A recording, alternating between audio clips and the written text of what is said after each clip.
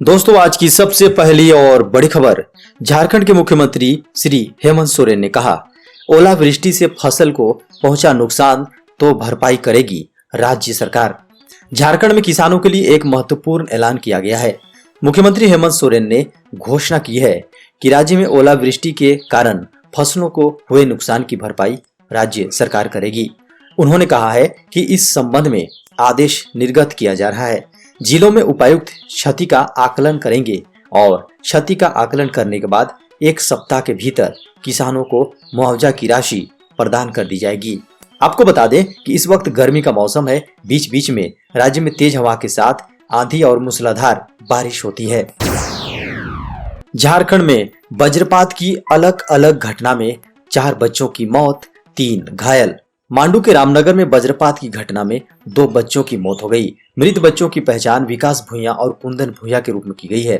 जानकारी के अनुसार रामनगर के मलिया गढ़ा मोहल्ले के बच्चे आंधी और बारिश के बीच आम चुन रहे थे, तभी वज्रपात की चपेट में आ गए। दूसरी घटना के मुताबिक मनिका थाना क्षेत्र के सदवाड़ी गांव के नवाटोली टोला में आम चुनने गए 2 चचेरे भाइयों की मौत आकाशीय बिजली के चपेट में आने से हो गई। मृतकों में 12 वर्षीय करण सिंह और 10 वर्षीय पंकज सिंह शामिल है। वहीं रंजन सिंह, सत्यम सिंह व अनिता कुमारी घायल हो गए हैं। झारखंड के पूर्व मुख्यमंत्री श्री रघुवर दास ने कहा, कोरोना से जान गंवाने वाले पत्रकार के आश्रितों को मिले 5 लाख का मुआवजा। दोस्तों, कोरोना के कारण झारखंड में 18 पत्रकारों की मृत्यु हो चुकी है। पूर्व मुख्यमंत्री श्री रघुवर दास ने इस पर चिंता व्यक्त करते हुए कहा कि राज्य सरकार की असंवेदनशीलता और गैर जिम्मेदाराना रवैये के कारण से पत्रकारों की जान गई। राज्य सरकार यदि कोरोना की दूसरी लहर आने से पहले पत्रकारों को फ्रंटलाइन वर्कर्स का दर्जा देती, प्राथमिकता के आधार पर उनका वैक्सीनेशन किया जाता, उनकी चिकित्सा की समुचित व्यवस्था की जाती, तो पत्रकारों को संक्रमण की चपेट में आने से रोका जा सकता था। उन्होंने कहा कि कोरोना महामारी की वजह से जान गंवाने वाले पत्रकारों के आश्रितों को 5-5 लाख रुपए का मुआवजा नहीं मिलना ये बताता है कि राज्य सरकार कितनी गैर जिम्मेदार है। खबर है, रूपा तिर्की केस का मामला दीपक प्रकाश ने किया सिलसिलेवार ट्वीट। साहिबगंज पुलिस की जांच पर उठाया सवाल। झारखंड के बीजेपी प्रदेश अध्यक्ष दीपक प्रकाश ने मामले में ऑफिशियल ट्विटर अकाउंट के माध्यम से सिलसिलेवार ट्वीट कर कई सवाल उठाए हैं। उन्होंने कहा है कि बड़े ही आश्चर्य और संदेहास्पद बात है कि रूपा तिर्की हत्याकांड में अब तक प्राथमिक भी दर्ज नहीं हुई है।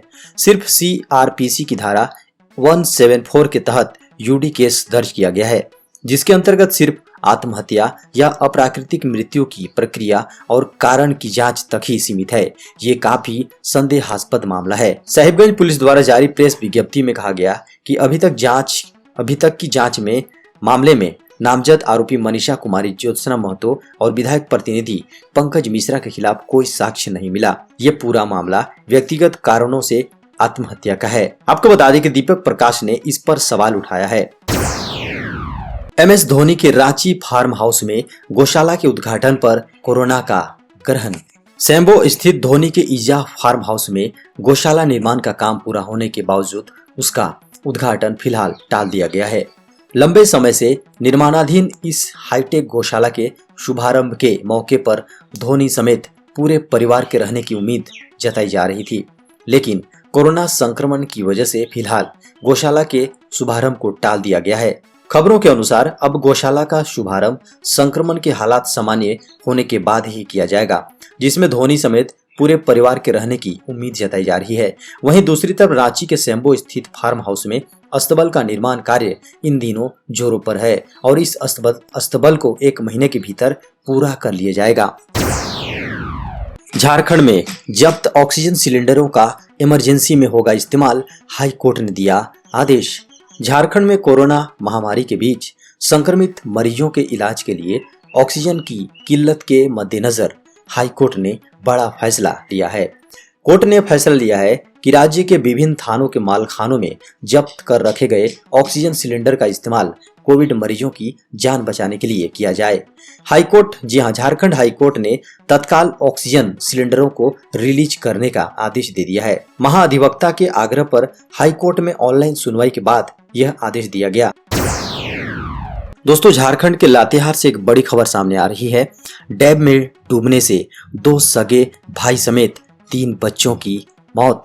जी हां, झारखंड के लातेहार जिले में डैम में डूबने से 2 सगे भाई समेत 3 की मौत हो गई। यह घटना जिले के बालूमाथ थाना क्षेत्र बालू गांव में रविवार को हुई, जहां डैम में डूबने से 3 बच्चों की मौत हो गई।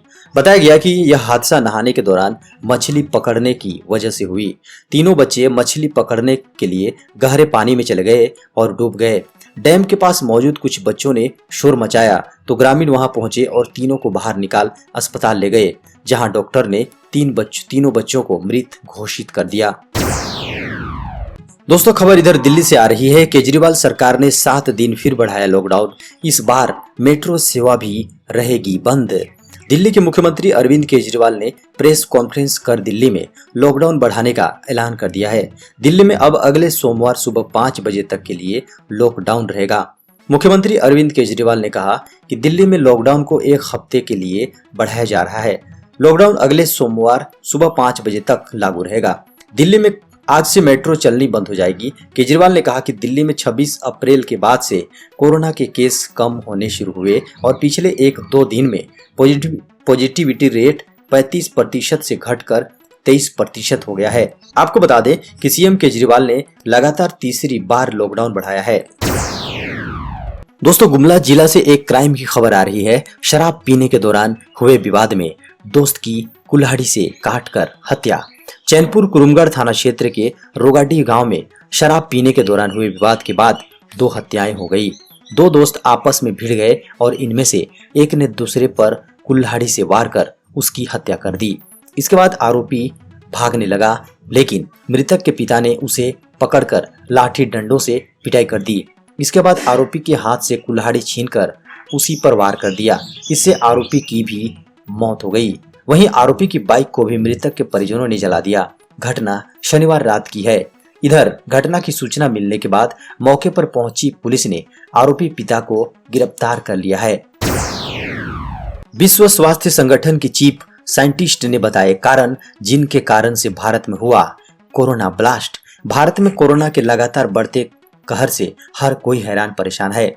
आलम यह है कि लगभग रोज 4 लाख से ज्यादा केस सामने आ रहे हैं। वहीं कोरोना से संक्रमित लगभग 4000 से ज्यादा लोगों की रोज जाने जा रही हैं।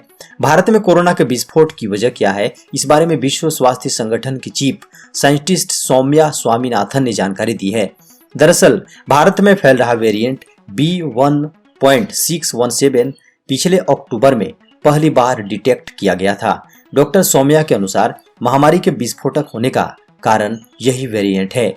हालांकि डॉक्टर सौम्या ने इस बात पर भी जोर दिया कि सिर्फ इस वेरिएंट को कोरोना के मामले बढ़ने के लिए दोषी नहीं ठहराया जा सकता है। झारखंड में निकली है फिजिशियन चिकित्सक सहित कई पदों पर भर्तियां। झारखंड स्वास्थ्य विभाग ने चिकित्सक सहित कई पदों पर भर्तियां निकाली हैं। इन पर सीधे इंटरव्यू के जरिए भर्ती की जाएंगी। आपको बता दें कि यह भर्तियां पूर्वी सिंहभूम जिले के कोविड वार्ड में की जाएगी। अभ्यर्थियों की नियुक्ति केवल इंटरव्यू प्रक्रिया के तहत की जाएगी। इस भर्ती के लिए किसी प्रकार की लिखित परीक्षा नहीं ली जाएगी। विभिन्न मीडिया रिपोर्ट्स के अनुसार कुल 434 पदों पर भर्तियां की जाएंगी। इसलिए 11 मई 2021 को बिष्टुपुर स्थित लोयला स्कूल में इंटरव्यू का आयोजन किया जाएगा। वर्चुअल मीटिंग में आरजेडी सुप्रीमो का ऑक्सीजन लेवल गिरा। जी हां, 3.5 साल बाद आरजेडी के नेताओं से वर्चुअली मुखातिब हुए लालू प्रसाद यादव लगभग 3 मिनट ही बोल सके। मीटिंग के दौरान उनका ऑक्सीजन लेवल डाउन हो गया। तबीयत ठीक न लगने पर उन्होंने तबीयत ठीक होने पर आप लोगों के बीच जरूर आएंगे कहकर सभी को नमस्कार किया। तेजस्वी यादव ने पहले ही यह बात सभी को बता दी थी कि लालू प्रसाद की तबीयत बहुत ठीक नहीं है और वे ज्यादा नहीं बोलेंगे, और हुआ वही। मीटिंग के दौरान लालू प्रसाद टी-शर्ट पहने हुए थे। उनकी आवाज भारी लगती रही और सांस भी फूलती रही। कई बार बोलते बोलते रुक जा रहे थे, धीरे धीरे बोल रहे थे। लालू पहले जिस तरह रैलियों में बोलते रहे हैं वैसा तो नहीं बोल पा रहे थे। देश में लगातार चौथे दिन 4 लाख से ज्यादा नए केस, 4091 लोगों की गई जान। देश में कोरोना की दूसरी लहर खतरनाक होती जा रही है। बीते दिन 4,03,626 लोगों में कोरोना की पुष्टि हुई। यह लगातार चौथा दिन था जब 24 घंटे में 4 लाख से ज्यादा केस सामने आए हैं।